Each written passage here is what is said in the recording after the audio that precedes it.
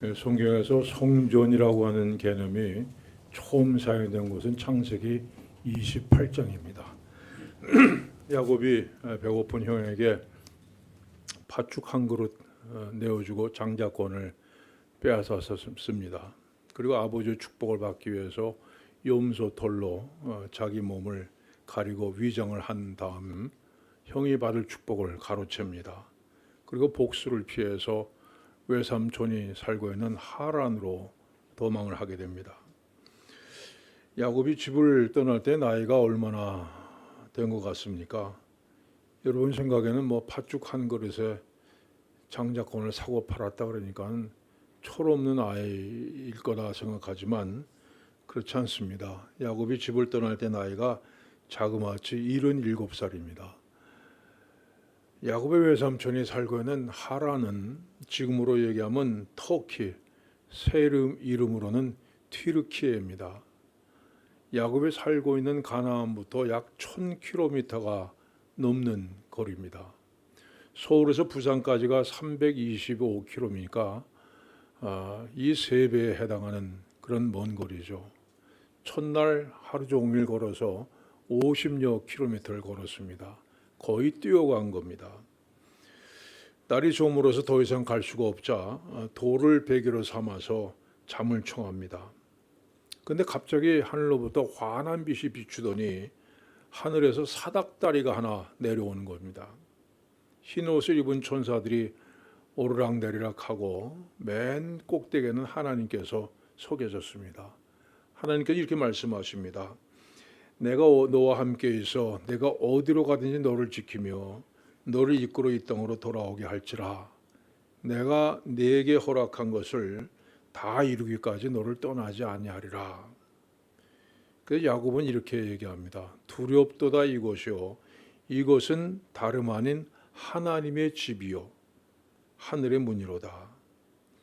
여기서 처음으로 하나님의 집, 즉 성전이라고 하는 개념이 사용됩니다. 자, 그런데 야곱이 어떤 사람입니까? 이름 그대로 속이는 자입니다. 형을 속이고 아버지를 속였습니다. 그리고 지금 아무도 없는 광야에서 돌베개를 하고 누워있는 도망자의 신세입니다. 근데 야곱이 본 사닥다리는 야곱이 하늘로 올라가기 위한 사닥다리가 아닙니다. 하나님께서 야곱을 만나시기 위해서 내려뜨리신 사닥다리입니다. 그러니까 하나님께서 야곱을 찾아오신 겁니다. 여러분, 그래서 성전이라고 하는 것은요, 하나님께서 우리를 만나기 위해서 내려오시는 곳입니다. 죄인된 우리를 만나시기 위해서 하나님께서 내려오시는 곳이 바로 성전입니다. 자, 이런 성전의 모습은 출애굽기 시대에는 성막이라고 하는 모습으로 나타납니다. 모세가 하나님의 명령대로 성막을 완성했을 때 하나님의 영광이 충만했다 말씀합니다. 또 솔로몬이 성전을 건축할 때에 마침 맞섰을 때에 하나님의 영광이 성전에 가득했다 말씀합니다. 자, 하나님은 영이십니다. 그분은 어떤 제한된 장소에 계신 분이 아닙니다. 그런데 하나님의 영광이 성전에 가득했다는 것은 하나님께서 인간을 만나시기 위해서 성전 가운데 내려오셨다는 것을 의미합니다. 그런데 세월이 흘러가면서 이스라엘 백성들은 성전을 소중하게 여기지 않았습니다. 성전을 소중하게 생각하지 않았다는 것은 하나님 만나는 것을 소중하게 생각하지 않았다는 겁니다. 성전이 낡아서 파손되어도 수리하지 않았습니다. 전쟁이 일어나면 성전에 있는 금과 은 다 벗겨서 갖다 주었습니다. 나중에 성전에 우상을 갖다 놓고 섬기기도 했습니다. 결국 주전 586년에 이스라엘이 바벨론에 의해서 멸망하면서 성전은 완전히 불에 타서 없어져 버렸습니다. 더 이상 하나님께서 인간들을 만나러 내려오시지 않게 된 겁니다. 나중에 스룹바벨, 에스라, 느헤미야가 성전을 재건했지만 그건 잠깐뿐입니다. 하나님 더 이상 성전에 계시지 않았습니다. 그래서 구약 성경의 마지막 책 말라기는 너희 중에 성전문을 닫을 자가 있었으면 좋겠도다 하는 말씀으로 끝나게 됩니다. 그리고 그 후 400년 동안 하나님은 인간을 만나러 내려오시지도 않았고 어떤 하나님의 말씀도 들리지 않았습니다. 자, 이렇게 400년의 세월이 흐른 후에 회개하라 천국이 가까웠느니라 외치면서 이 세상에 등장하신 분이 있습니다. 예수님께서 이 땅에 오신 것입니다. 예수님께서 성전을 깨끗하게 하셨을 때 유대인이 이렇게 묻습니다. 내가 이런 일을 행하니 무슨 표적을 우리에게 보이겠느냐? 자, 내가 하나님의 아들이라면 그 증거를 한번 우리에게 보여달라는 겁니다. 그래서 예수님께서 이렇게 말씀하십니다. 너희가 이 성전을 헐라 내가 사흘 동안에 일으키리라. 자, 예수님 당시의 헤롯 선조는 그 헤롯이 유대인들의 민심을 얻기 위해서 재건하고 있었습니다. 헤롯은 18,000명의 인원을 동원해서 46년 동안 공사를 했지만 아직까지 완성된 상태가 아닙니다. 그래서 유대인들이 이렇게 말합니다. 이 성전은 46년 동안 지었건을 내가 3일 만에 일으키겠느냐? 그런데 성경이 이렇게 말씀합니다. 예수는 성전된 자기 육체를 가리켜 말씀하신 것이라. 자, 예수님의 육체가 곧 성전이라 말씀합니다. 예수님은 곧 하나님이십니다. 나를 본 자는 아버지를 보았거늘 내가 아버지 안에 거하고 아버지께서 내 안에 계심을 믿으라. 예수님이 곧 하나님이시라고 말씀합니다. 하나님께서 우리 가운데 오신 겁니다. 예수님이 육신을 입고 우리 가운데 오심으로써 죄인인 우리가 다시 하나님을 만나게 된 겁니다. 여러분, 그런데 한 가지 문제가 있습니다. 예수님께서 이 땅에 계실 때는 우리가 성전이신 예수님을 통해서 하나님을 만날 수 있었지만 그 예수님이 승천하신 후에는 어떻게 되는 겁니까? 성전이 없어집니까? 여러분, 그렇지 않습니다. 예수님께서 너희가 이 성전을 헐라 말씀하셨습니다. 자, 예수님의 몸이 성전이라면 성전을 헌다는 것은 무슨 뜻입니까? 바로 십자가에 못 박는 겁니다. 내가 사흘 동안에 일으키리라. 사흘 동안에 일으키리라는 것은 무슨 뜻입니까? 사흘 만에 부활하시고 성전을 회복하시는 것을 말씀합니다. 자, 그러면 지금 그 성전은 어디 있습니까? 오늘 본문은 말씀합니다. 너희는 너희가 하나님의 성전인 것과 하나님의 성령이 너희 안에 거하신 것을 알지 못하느냐. 바로 우리가 하나님의 성전이라고 말씀합니다. 여러분, 성령님은 곧 하나님이십니다. 그래서 성령께서 우리 안에 계신다는 말씀은 곧 하나님께서 우리 안에 계신다는 뜻입니다. 우리는 하나님의 성전입니다. 하나님께서 우리를 만나시기 위해서 내려오셔서 거하시는 하나님의 성전입니다. 우리는 언제든지 하나님 만날 수 있습니다. 우리가 예배할 때 하나님께서 우리 예배를 받으십니다. 우리가 기도할 때 하나님 아버지 부르면 하나님께서 내가 여기 있다 응답해 주십니다. 우리가 어떻게 해 좋을지 망설일 때 내 안에 계시는 성령 하나님께서 말씀해 주시고 가르쳐 주십니다. 우리가 낙심되고 지쳐 있을 때 내 안에 계시는 하나님께서 우리를 어루만져 주십니다. 여러분, 우리는 하나님이 거하시는 하나님의 성전입니다. 이제 우리에게 남은 문제가 있습니다. 우리가 하나님의 성전이라면 어떻게 하면 이 성전을 깨끗하게 유지하느냐 하는 겁니다. 본문은 누구든지 하나님의 성전을 더럽히면 하나님이 그 사람을 멸하시리라. 하나님의 성전은 거룩하니 너희도 그러하니라. 하나님의 성전을 더럽히는 사람을 멸하신다 말씀합니다. 유다 왕 가운데 므낫세라고 하는 사람이 있었습니다.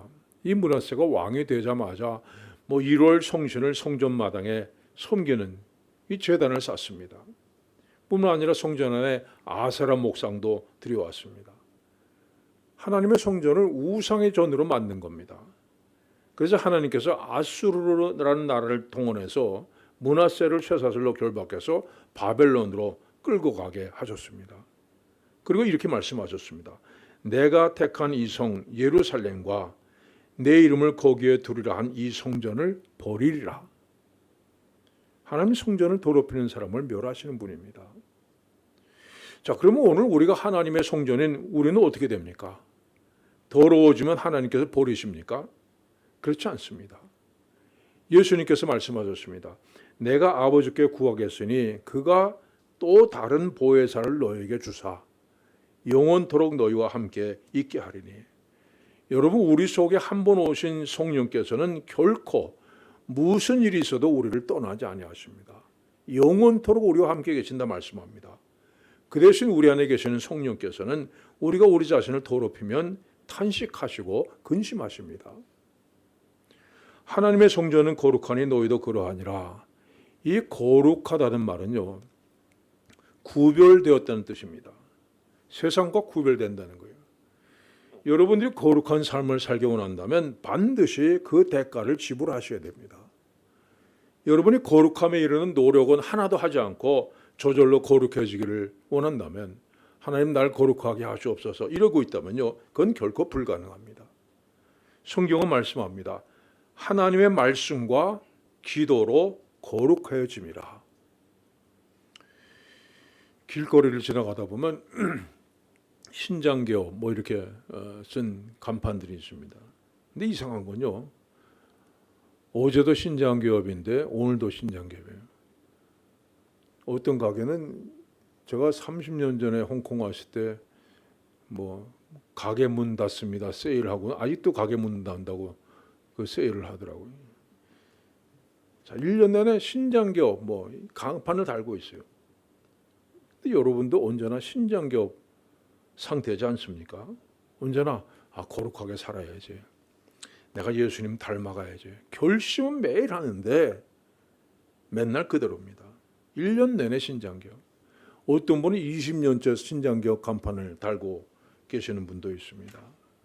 여러분, 이제는요, 말씀과 기도로 거룩해지는 훈련을 하시기 바랍니다. 그래야 하나님의 성전인 우리 자신을 깨끗하게 할 수가 있습니다. 여러분, 성경이 말씀합니다. 이는 세상에 있는 모든 것이 육신의 정욕과 안목의 정욕과 이생의 자랑이니 다 아버지께로부터 온 것이 아니요 세상으로부터 온 것이라. 여러분, 이 세상을 지배하는 것이 뭡니까? 가만 보세요. 세상은. 이 세상을 지배하는 것은요, 육신의 정욕, 안목의 정욕, 이생의 자랑입니다.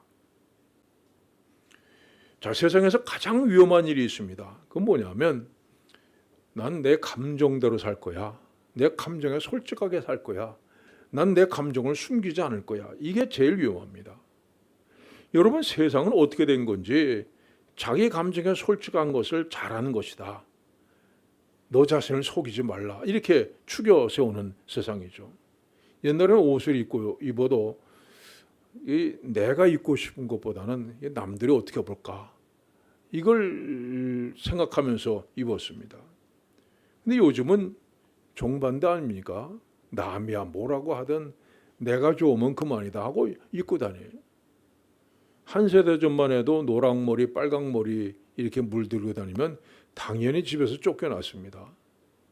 근데 요즘은 그 무지갯빛, 7색깔 무지갯빛 머리를 하고 다니죠. 자기만 좋으면 절대 남이라고 의식하지 않습니다. 뭐라고 해도 내가 좋은 건 하는 겁니다. 근데 이렇게 여러분, 외모를 자기가 꾸미고 다니는 건 괜찮습니다. 누가 뭐라고 할 사람이 없어요. 근데 생활 방식도 그렇게 되면 문제입니다. 결혼해서 잘 살던 사람이 어느 날 길거리 걸어가다가 예쁜 여자 만나가지고 나는 내 감정에 솔직해지겠다 하면서 그 여자 따라가면 그 문제 아니에요? 근데 세상은 뭐라고 합니까? 내 감정대로 살아. 그게 옳은 거야. 이렇게 부추겨요. 내 감정을 속이는 것은 나쁜 거야.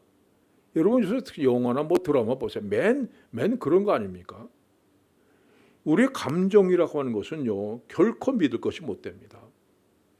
여러분, 공연히 감정에 솔직하자, 나를 속이지 말자 하면서 이상한 논리 가지고 옆길로 새려고 해서는 안 됩니다. 여러분, 내 감정을 따라가 보면 결과가 뭡니까? 육신의 정욕, 안목의 정욕, 이생의 자랑. 이쪽으로 반드시 가게 되어 있습니다. 보디발의 아내가 유혹할 때 요셉이 한 대답이 뭡니까? 내가 어찌 이 큰 악을 행하여 하나님께 죄를 지으리까. 사람에게 죄를 짓는 것이 아니라 하나님께 죄를 짓는 것이라고 말씀합니다. 여러분의 감정대로 따라가면 반드시 후회합니다. 여러분 감정대로 따라가지 말고 하나님의 말씀을 따라가십시오. 여러분은 하나님의 성전입니다. 하나님의 성전은 거룩하니 너희도 그러하니라. 이 말씀을 잊지 마시길 바랍니다. 또한 여러분을 거룩하게 만드는 건 기도입니다. 제가 어렸을 때 찬송가를 교회에서 부를 때마다 고민한 게 하나 있어요. 찬송가에 보면요, 뭐 분투와 승리 이런 제목으로 분류된 것이 있어요. 이 찬송들을 보면 전부 다 나가서 싸우자 뭐 이런 그 내용들입니다. 뭐 군기를 손에 높이 들고 다 빨리 나가자, 뭐 십자가 군병들아 주 위에 일어나서 행군 나팔 소리에 주의 호령 났으니, 이런 찬송을 부를 때마다 저는 고민하는데 도대체 적이 어디 있냐 하는 겁니다. 그리고 군기가 어디 있어요? 뭐 행군 나팔 소리가 어디서 들려옵니까? 제가 무슨 일제강점기에 살았다고 무슨 순교의 위험을 당한 것도 아니고, 무슨 뭐 공산당한테 너 예수 믿을래 안 믿을래 뭐 이렇게 협박을 당한 것도 아니고, 더욱이 저는 3대째 믿음의 가정에서 자랐기 때문에 뭐 교회 갔다 오면 누구처럼 뭐 매 맞고 밥 굶고 그게 아니라 칭찬받았습니다.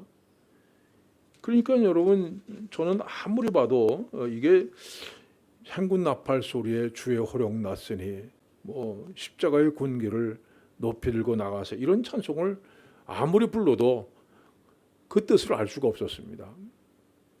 그런데 어느 날 다니엘서를 읽다가 그 해답을 발견했습니다. 찬송가 199장을 보면요, 이런 내용이 있습니다. 옛날 용맹스럽던 다니엘의 경험과, 다니엘을 가리켜서 용맹스럽다고 그랬습니다. 근데 성경을 읽어보면요, 다니엘 용맹스러운 거 하나도 없습니다. 뭐 사자굴에 들어간 적이 있어요. 근데 사자굴에 들어간 것이 무슨 용맹스러워가지고 사자하고 결투하려고 들어간 게 아니라 이 바벨론 왕의 명령을 어겼다 해서 할 수 없이 그냥 거기에 들어간 겁니다. 다니엘은 용맹스럽다는 이름을 얻을 만큼 무슨 일을 한 것이 없습니다. 그런데 다니엘이 한 것이 하나 있습니다. 예루살렘을 향하여 창문을 열어놓고 하루에 3번씩 무릎을 꿇고 기도했습니다. 자, 왕이 기도하는 것을 금지에도 불구하고 변함없이 하나님 앞에 하루 3번 엎드려 기도합니다. 바로 이 기도하는 것 때문에 다니엘은 용맹스러운 다니엘이다, 이렇게 불리게 됩니다. 여러분들이 여러분을 거룩하게 지켜나가는 방법은 하나님의 앞에 엎드려 기도하는 것밖에 없습니다. 여러분, 이 세상 보세요. 어떻게든지 우리가 기도하는 거 방해하죠. 기도하려고 하면 무슨 초나가 오고, 또 다시 기도하려고 하면 벨이 울려서 나가보면 뭐 가스곰침 나왔다 그러고, 또 기도하려고 하면 여기서 부엌에서 생선 타는 냄새가 나는 것 같고. 여러분, 이 세상은 우리들 하여금 하나님 앞에 기도하는 것을 어떻게든 방해합니다. 그러나 여러분, 하나님 앞에 무릎 꿇고 기도하는 일을 게으르지 마셔야 됩니다. 이게 여러분이 싸워야 될 싸움입니다. 사탄은 어떻게든지 여러분이 무릎을 꿇지 못하도록 방해합니다. 여러분, 이 싸움을 해나가십시오. 기도로 여러분을 하나님의 성전답게 깨끗하게 지키는 이 싸움을 싸워나가시길 바랍니다. 또 하나, 여러분들이 거룩해지기 위해서는 믿음이 좋은 이웃들을 사귀는 게 중요합니다. 우리 한국 사람은요, 집단주의적인 성격이 아주 강합니다. 무슨 일만 생기면 벌써 편이 딱 갈라져요. 그다음에 중간지대는 없습니다. 내 편 아니면 내 편, 우리는 딱 갈라지죠. 이게 집단주의예요. 우리가 남이가 하면서 서로 한 집단인 것을 확인합니다. 옳고 그른 것, 그건 아무 소용 없습니다. 우리 편이면 무조건 옳은 겁니다. 우리는 이렇게 집단주의라는 것에 얽매여서 살아가고 있습니다. 여러분, 그래서 우리는 신앙생활도 당연히 이런 식으로 할 수밖에 없다는 겁니다. 여러분, 그래서 이웃을 잘 사귀어야 됩니다. 믿음이 좋은 이웃들을 사귀면 내 믿음도 그들을 따라서 점점 좋아지게 됩니다. 경건한 믿음의 식구들을 사귀면 여러분도 나도 모르게 점점 거룩해집니다. 하지만 세상을 사랑하는 이웃을 사귀어 보세요. 나도 모르게 점점 거기 빠져들어가서 나중에는 주일날 교회 나오는 것도 부담이 됩니다.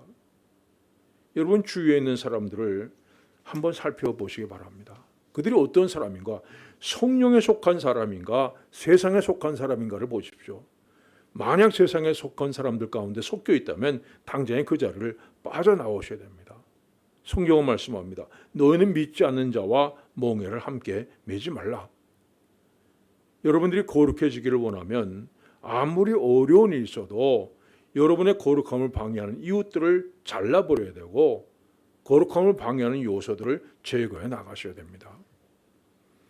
사랑하는 여러분, 여러분은 하나님께서 거하시는 거룩한 성전입니다. 세상 풍조에 휩쓸리지 마시기 바랍니다. 매일 말씀과 기도로 여러분 자신을 깨끗하게 만들어 나가시기 바랍니다. 또 좋은 이웃들 사귐으로 여러분 자신을 더욱 거룩하게 만들어 나가십시오. 그래서 언제까지나 하나님 기뻐하시는, 하나님 거하시기에 정말 기뻐하시는 그 거룩한 성전으로 지켜나가시기를 간절히 축원합니다. 기도하겠습니다. 하나님 아버지, 성령께서 들어와 거하시는 거룩한 성전된 우리 감사드립니다. 그런데 우리는 자주 내가 하나님의 성전이라는 사실을 잊어버릴 때 많습니다. 우리 세상 가운데 빠져서 세상 사람과 버텨 살아갈 때가 너무도 많습니다. 하나님, 이제부터 저희들이 나는 하나님의 성전이다, 나는 하나님께서 택하신 거룩한 성전이다, 이 사실을 잊지 않고 세상과 구별되는 삶을 살게 하여 주시옵소서. 이제는 성전을 성전답게 깨끗하게 만들어서 하나님 거하시기에 부족함이 없는 성전된 우리를 되게 하여 주시옵소서. 예수님의 이름으로 기도하옵나이다. 아멘.